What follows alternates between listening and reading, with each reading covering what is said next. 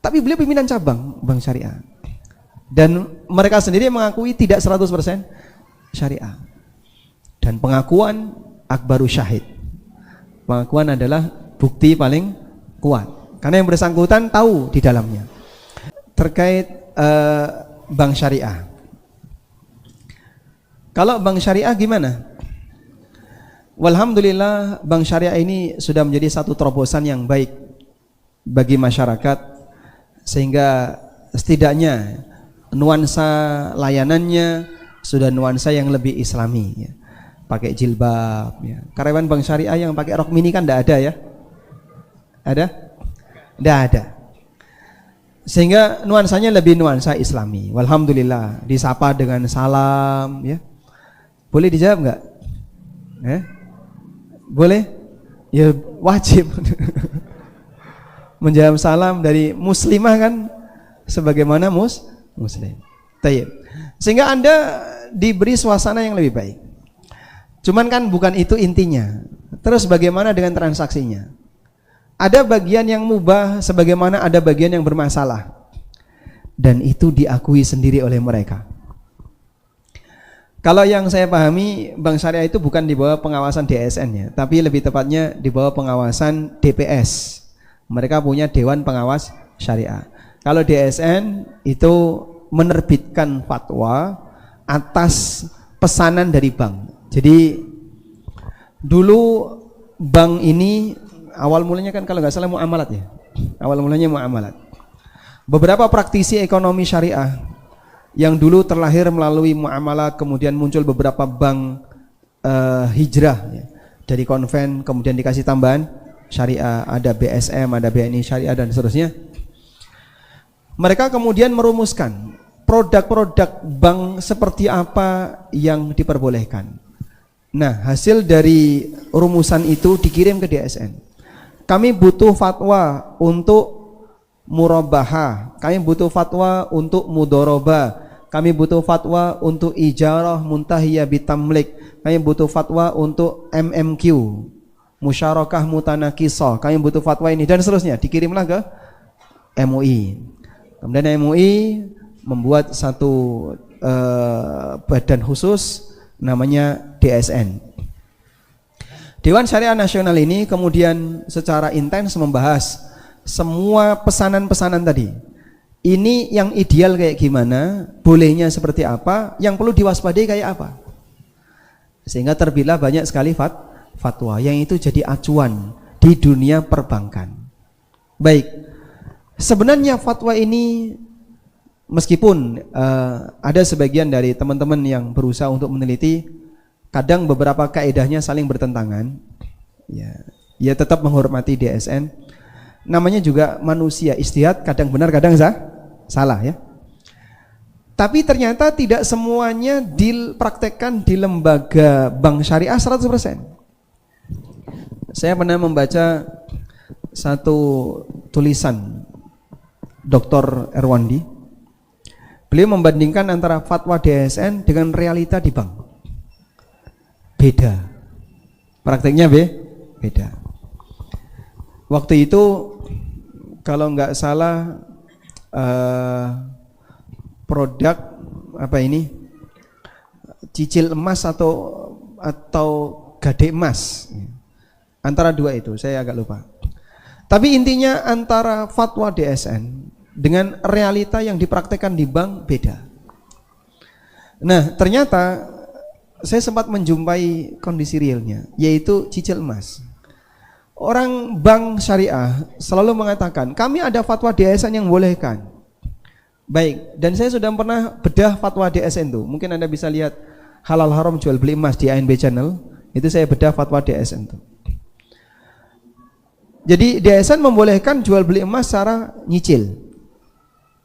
Tapi ada peringatan di bagian bawah bahwa tidak diperbolehkan emas yang diagunkan oleh pihak bank ditransaksikan ke orang lain. Jadi contohnya kayak gini ya. Saya datang ke bank mau beli emas 10 gram dengan cara nyicil. 10 gram harga berapa sekarang? 15 juta. Kurang lebih 15 juta ya. Baik. Saya baru punya 5 juta, maka saya beli emas ini senilai 5 juta. Emas kan belum diserahkan. Kenapa? Belum lunas. Maka emas masih dipegang oleh bank sebagai apa? Jaminan. Karena saya belum boleh memiliki, belum boleh membawa sebelum lunas. Saya baru bayar 5 juta. Pertanyaannya, bank sedia emas 10 gram itu berapa keping? Sementara nasabah yang dilayani bisa jadi ratusan. Di Jakarta itu bisa ratusan. Dan dia nggak mungkin menyediakan kepingan emas sejumlah nasabah, itu nggak mungkin. Karena bank tidak diperbolehkan nyetok emas secara regulasi. Sehingga satu keping ini bisa melayani sekian puluh nasabah. Itu pelanggaran di fatwa DSN. Nah, sehingga ketika mereka ditanya, ini kan tidak boleh jual beli emas nyicil. Oh, ini sudah ada fatwa DSN. Betul, sudah ada fatwa. Praktekmu menyalahi fatwa. Itu salah satu di antara contoh yang ya mungkin bisa kita sebut nggak konsisten dengan fatwa DSN. Baik. Sehingga mereka sendiri mengakui, ya, kami memang sadar bahwa tidak semuanya 100% syariah. Saya kenal akrab dengan beberapa pimpinan cabang bank syariah yang ada di Jogja, dan sebagian kadang datang ke tempat kami ya, hanya sebatas untuk tanya-tanya masalah muamalah. Tapi beliau pimpinan cabang bank syariah. Dan mereka sendiri mengakui tidak 100% syariah. Dan pengakuan akbaru syahid. Pengakuan adalah bukti paling kuat. Karena yang bersangkutan tahu di dalamnya. Intinya begini, jadi bagi teman-teman yang mungkin memandang kita agak sedikit skeptis gitu ya, ini terlalu menyalahkan, terlalu memvonis dan seterusnya, kita enggak demikian. Kami pingin bahas itu secara ilmiah, sisi mana terlarangnya. Kalau emang masih ada benarnya, kita pertahankan.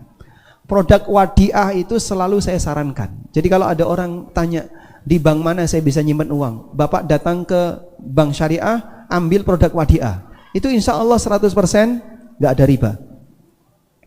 Duit Bapak tidak bertambah, dan Anda tetap bisa memanfaatkan layanan bank. Makanya kalau bicara masalah keamanan ya, saya kalau naruh duit di rumah itu gak aman. Gak aman sebabnya apa? Gak tahu, itu ada ancaman. Yang mengancam itu siapa? Teman tidurnya ternyata, Masya Allah. Ya, makanya ada ungkapan bagi para suami, yang namanya uang harus dijauhkan dari jangkauan anak-anak dan betul Pak ya. Ancaman keselamatan uang Bapak itu siapa Pak? Istrinya. Masya Allah. Baik, saya tidak cerita pengalaman beliau ya, ini pengalaman kita semua ya. Jadi ada banyak orang yang merasa saya naruh duit di rumah itu tidak aman misalnya. Mungkin ada maling atau apa. Boleh nggak Pak saya taruh di bank untuk keamanan? Alasan itu boleh. Tapi selama masih ada solusi yang syar'i, Anda tidak boleh naruh di riba. Baik, saya taruh di bank syariah, wadiah. Nah, kita punya masalah tambahan. Apa? Ternyata tidak semua fiturnya disediakan. Saya mau bertransaksi bayar-bayar ini, oh sering error atau enggak bisa. Karena ternyata tidak ada layanan itu. Adanya di bank konven. Baik, berarti Anda punya rekening konven, sifatnya hanya untuk layanan itu saja. Bapak transfer ke bank konven secukupnya, kemudian gunakan untuk layanan itu. Selesai ya? Jadinya di bank konven kita manfaatkan untuk bagian yang mubah. Untuk penyimpanan Anda taruh di tempat yang aman. Tempat yang paling aman untuk nyimpan harta adalah simpan hartamu di langit. Sepakat ya? Masya Allah. Wallahu a'lam.